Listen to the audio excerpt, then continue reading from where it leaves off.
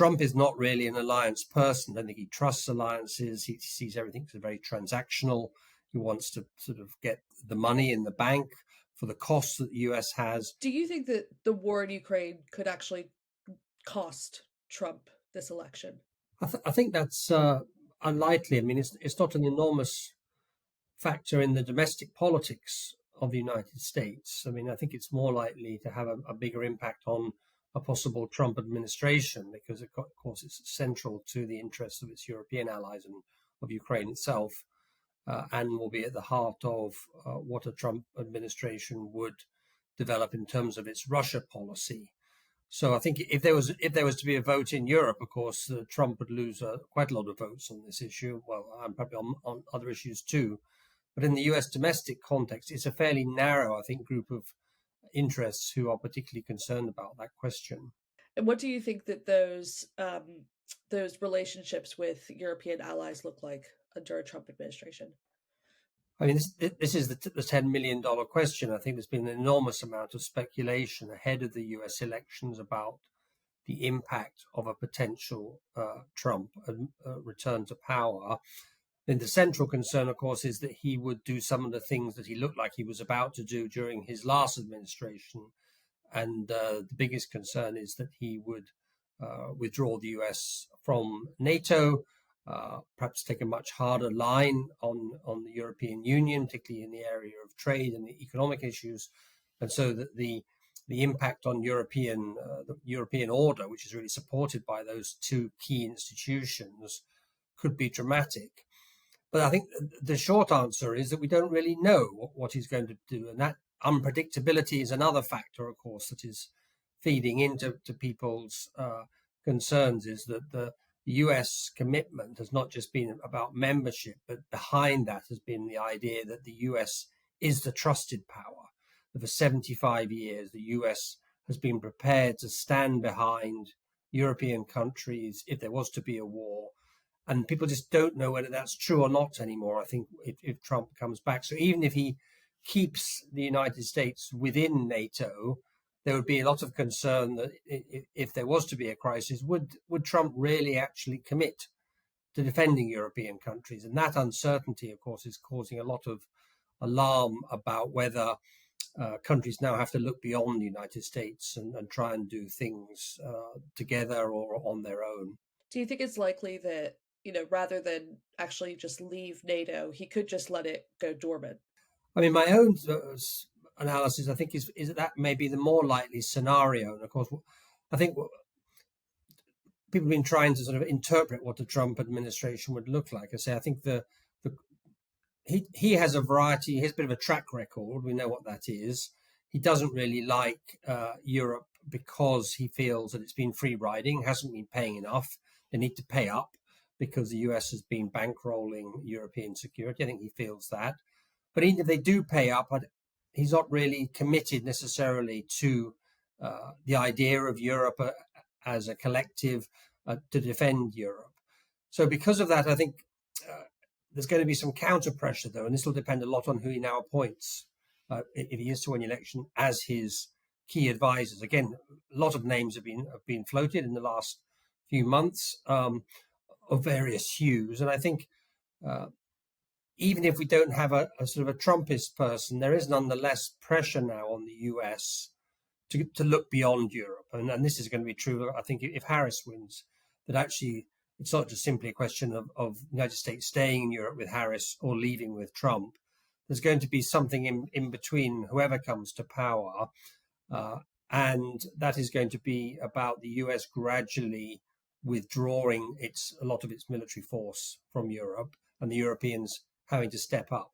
How fast that's done, I think that's likely to be a factor. Trump may want to do it faster than others. And so the reality is going to be that he probably will not necessarily withdraw from NATO, but there's going to be a feeling that NATO is not going to be guaranteed by the US. And so the Europeans will need to do something about it. On the other hand, I think the United States, even under Trump, will remain in Europe because the United States then will be guided by its national interests.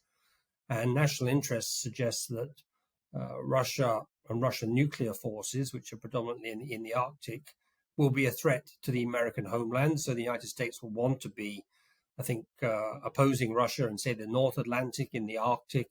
And so we'll have ties to countries like Norway, to Iceland, to the UK, and to some of the Scandinavian countries, because they'll need that to protect them. So I think it's not a question of just leaving or staying. There's going to be quite a quite complicated churn in US policy. So you think, no matter who the candidate is, America might just end up turning more isolationist?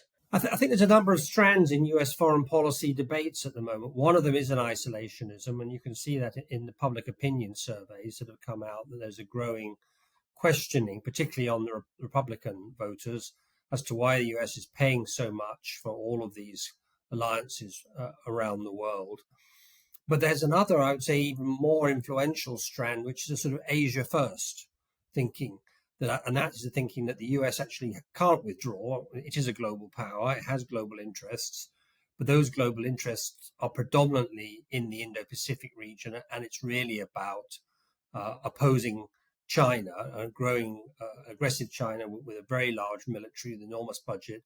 And the US actually is going to be stretched to do that. It doesn't have enough resources. It can't hold back China, deter China in the Indo-Pacific. It doesn't have enough ships and missiles if they're sitting in Europe or they're involved in backstopping Israel in the Middle East. And so they need to sort of concentrate those. And so I think that's going to be the struggle around Trump, I suspect, fundamentally about the direction of the US, the degree to which the resources go into opposing China as opposed to just sort of cutting back. And my suspicion, based on Trump's first administration, was he was quite tough on China. I think he also sees things in those terms. So the US, I think, is not going to withdraw from world affairs, but it is going to rebalance its priorities. We're seeing North Korean troops on the ground in Ukraine.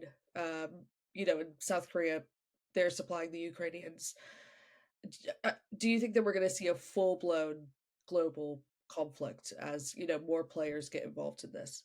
Well, I mean, looking ahead, I think this is the real risk, that the world has entered a very dark time in security policy, because the collective and multilateral diplomatic ways of managing world affairs are increasingly being swamped by countries who are building up their military forces, taking unilateral action. We've seen this with Russia and Ukraine. There's concern that China may do this with Taiwan.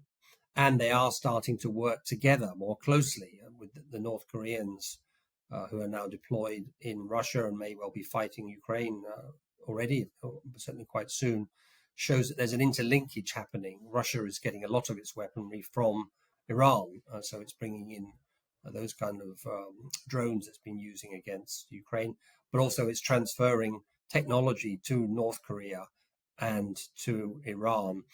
So this is, I think, the way that the world seems to be drifting at the moment, and deterrence and managing conflicts and confrontation is really where the Western powers, I think, are increasingly looking. And for the Europeans, this is why a Trump administration is going to require them to probably step up and start to say, well, we're going to have to spend a lot more money, and we're going to have to look to deter Russia on the European side, but probably also there'll be a growing concern about China and these other countries, particularly if they're supporting Russia in its activities in the European theatre.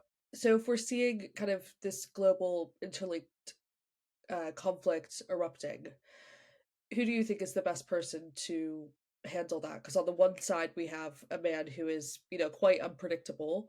And this time around, he has less to lose, and he has less of those advisors around him who, said no to him previously. It's a lot more kind of yes men.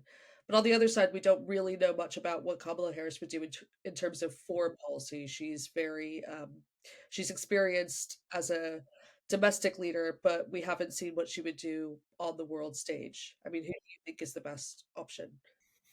I mean, I think it's a combination of personalities, but also policy tools. And I mean, Trump, I think he argues that he has this kind of doing a deal approach to working with authoritarian dictators, and it's certainly true that increasingly it is a world in which authoritarian leaders are dominating in many of these larger countries.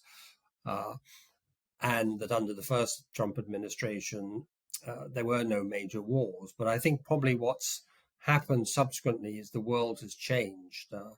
And if it is to be Trump, that kind of approach about doing deals, I don't think is going to work. I mean, the idea, I think, that Trump can do a deal on Ukraine looks like a complicated ask, because it's not clear that the Russians and President Putin is going to accept that deal. He wants things that probably are going to be almost impossible to provide. Secondly, I think one of the challenges for the US is going to be that it's now facing the prospect of a number of countries working together. We just spoke about Russia, China, North Korea, Iran, but there's a wider coalition of countries also, include Venezuela in that, Cuba, middle powers such as India, who are operating independently.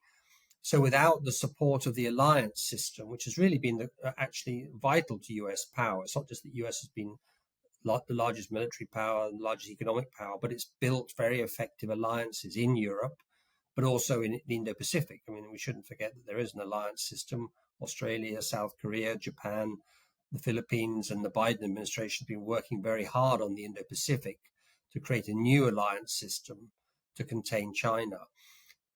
Trump is not really an alliance person. I don't think he trusts alliances. He sees everything as very transactional. He wants to sort of get the money in the bank for the costs that the US has. So I think it's going to be hard to manage things like deterrence, which will involve working with others, having predictability, also so that your adversary knows that if they do this, you will do that, and you can sort of manage crises. Trump will be very unpredictable and probably quite emotional, which will mean there are quite high risks in him coming to power and taking on this role. Lastly, I just want to ask you, Kamala Harris's biggest criticism is that she would just be more of the same from Joe Biden. Do you think that that's the case for defense as well? She's obviously not really had a leading role on foreign policy, and she's a bit untested in that sense. I think we probably will see actually a bigger change with her than had been anticipated. Some degree a break from the Biden times, because Biden really is, he's the last representative of a US leadership that was cut its teeth in the Cold War, where European affairs were at the heart of global affairs, and that sort of engaging on European issues was the central US challenge. Harris, she doesn't really come from that background. Her personal family history is not really linked to Europe in the way that much of the US leadership has been for that 75 years. And the US interests are clearly moving into the Indo-Pacific. So we may actually see a much greater pressure to shift than we've seen under the Biden administration. Now, again, it may be personalities. So the speculation is that Harris would probably give Phil Gordon, who's been her foreign policy advisor while she was the vice president, a prominent role. And he is someone who knows Europe very well. And so I think they would try to conduct that shift, but also do it in a way that would do minimum damage to the US alliance system in Europe, and try, I think, manage it more effectively. With Trump, there's likely to be a bigger and unexpected breaks. I think with Harris, there will nonetheless be a pivot away from Europe, but it'll be a more structured and managed process, and perhaps will take a little bit longer than the potential Trump administration.